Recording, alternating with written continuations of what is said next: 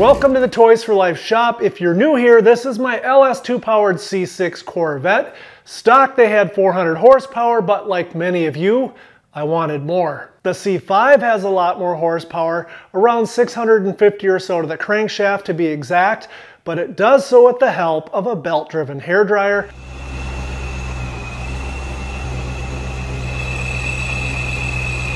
On a stock LS1. You heard that right. On a stock LS1. But for the C6, I wanted it to be somewhat different, so I decided to go the more traditional route by starting with a cold air intake of sorts, an aftermarket intake manifold, a moderate performance camshaft, and of course, long tube headers. However, I decided to change the order of installation around a little bit because I'm a nerdy kind of gearhead, and I really wanted to see just how much horsepower each modification would make all by itself. And fortunately, I do have the ability to tune the C6 and the C5, so I don't have to go through the ordeal, the time, and the expense of bringing it into a tuning shop after every modification. There are a few different ways of measuring power output of an engine, and none of them are 100% accurate, not even dyno testing.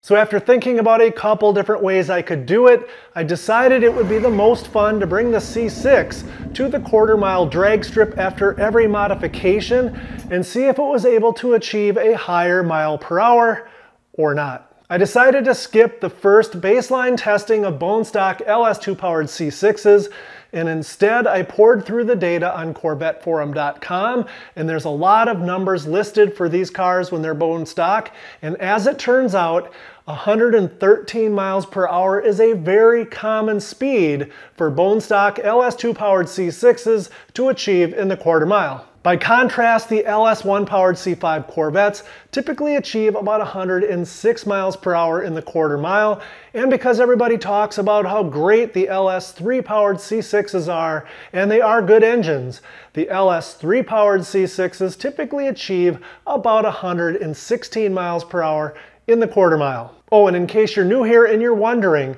C5 Corvettes with LS1 engines with the addition of an A&A Supercharger Kit will typically achieve about 125 to 130 miles per hour in the quarter mile.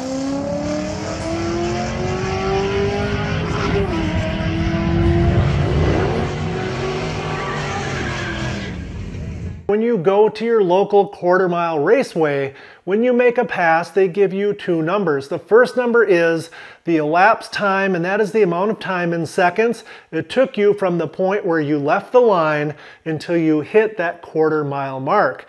The second number they give you is the mile per hour you achieved as you hit the quarter-mile mark, and they give you that in miles per hour. Your elapsed time can vary wildly depending on a number of factors, things like what kind of tires you're using, drag racing slicks or street tires, or how badly you want to abuse your drivetrain, in this case my clutch, as you launch off the line.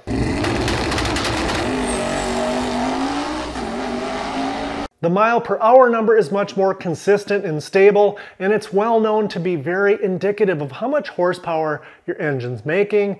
It's especially useful for testing modifications if, when you return to the track for subsequent testing, you haven't changed anything about your shocks or your tires or anything about your setup, and you do everything in your power to duplicate the way that you launched the car during your previous testing. In all of the testing I did for this video, I left the line very, very conservatively, some would say like a grandma, and I used the same Continental Extreme street tires. So now that I had the target C6 stock LS2 mile per hour number that I wanted to beat, the first modification I decided to test was to replace the LS2's air filter intake assembly. I decided to make this change because I don't like the way the stock LS2 air filter intake assembly pulls in the air from up high in the engine bay where it is hot, and I noticed how the GM engineers had improved the air filter intake assemblies for the LS7 and the LS3 cars, allowing them to pull in air a little bit further forward and way down low where the air is cooler. While the GM engineers were busy redesigning the air filter intake assembly, they also decided to ditch the old school, somewhat restrictive mass airflow sensor assembly, and instead they went with a card-style mass airflow sensor that flows quite a bit more and simply slides into the side of the air filter assembly. As an added bonus, when the C6 Z06 guys modify their 505 horsepower LS7 engines with fancy new cold air intake systems, they put their used but very well made factory GM LS7 air intake assemblies up for sale on eBay for cheap, and so I scooped one up. If you're interested in how to perform this modification in your LS2-powered C6, I did a whole series of videos on the subject, and you can find a link to them right up here. Once the LS7 factory air intake system modification was complete and I finished the tuning, I took the C6 back to the track and ran 113.98 miles per hour. I'm going to call it 114. So while I didn't beat the targeted C6 LS2 mile per hour by much, I did beat it by a little bit, and I figured since this upgraded LS7 air filter intake assembly definitely helps the LS2 to breathe a bit easier, that can only amplify the gains of the modifications that are to come. Next, I ditched the stock LS2 intake manifold, which is known to be one of the worst flowing LS intake manifolds ever made, and I replaced it with one of the best flowing cathedral port intake manifolds there are, and that's the FAST LSXR 102 intake manifold. This time, after the FAST intake manifold was installed,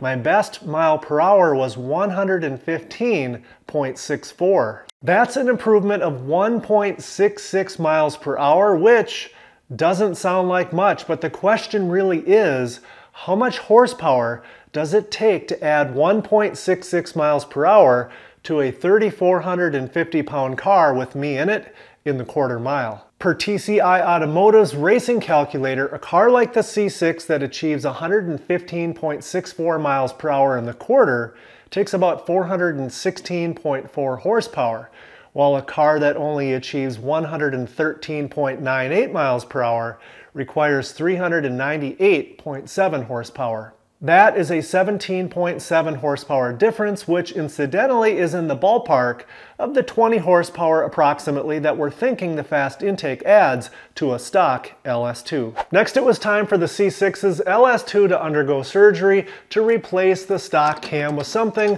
a bit more rowdy. I wanted something that was pretty darn aggressive but not too carried away, because once you get to a certain point, too big of a cam can be a pain in the ass to daily drive on the street. So after considerable thought, I went with Summit Racing's 8707 R1 grind. It's got 226, 238 duration, 600 lift, and 113 degrees of lobe separation angle with 3 degrees of advance built in. While I was installing the new cam, I took the opportunity to upgrade the stock rockers as well with Brian Tooley Racing's version 2.0 trunnion kit, and of course I added new chromoly push rods and packed valve springs to keep the valves from floating, and a new timing chain set from Cloy's. After tuning the new combination with HP tuners, it sounded pretty decent.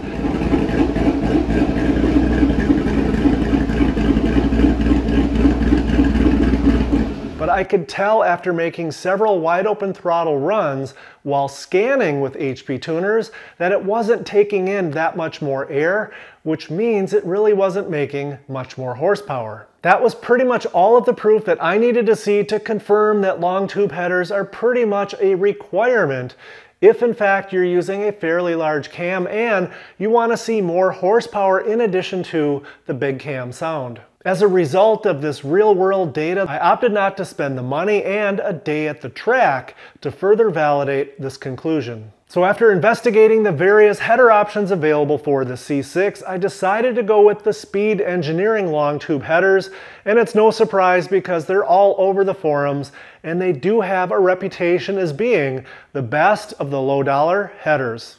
A few months ago, I went to the track for opening day of the season and things didn't go too well.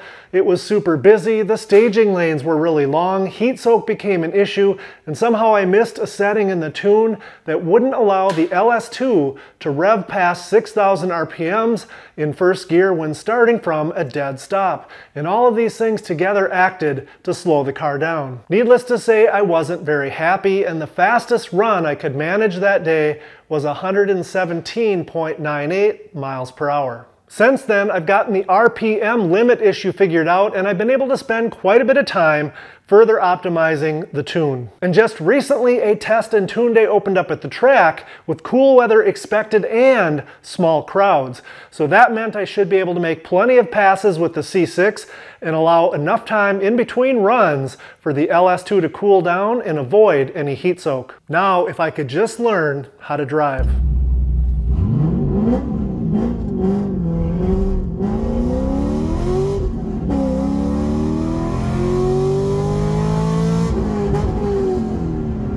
It's funny how it works, but shifting on the street doesn't seem to be a problem, but when you're at the track trying to set a new personal best, fortunately better runs did follow, including 4 new personal bests during the same day, starting with this one.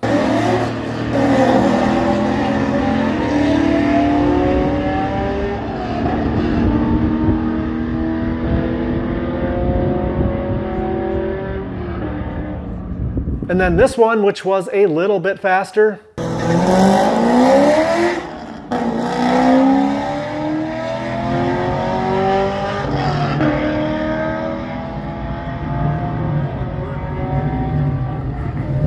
And in this next run, I get this close to 120 miles per hour.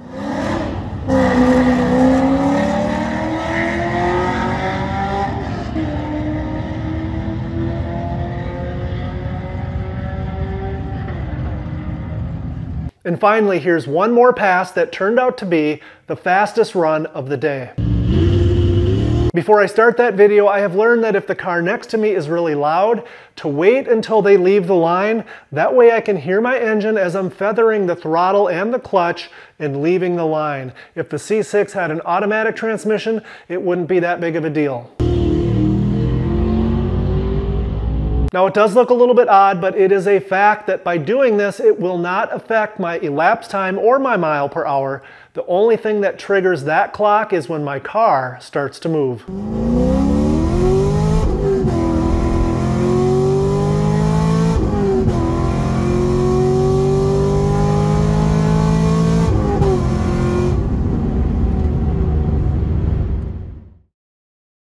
A couple of observations that I'm sure a few of you have made. Number one, it looks like I'm leaving the line very slow, and it's true, I am. I'm just trying to be consistent without needlessly destroying my clutch. Besides, this car is on the street 99.9% of the time, and if I try too hard to launch off the line, there's a good chance I'm going to spin the tires, and that destroys any chance of being consistent.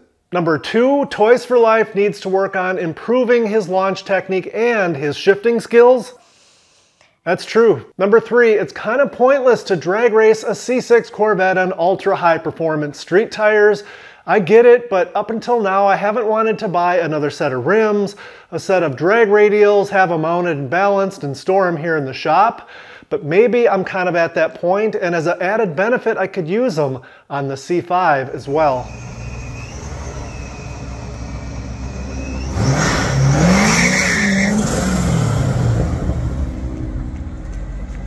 How much exactly would a good set of drag radials benefit the C6?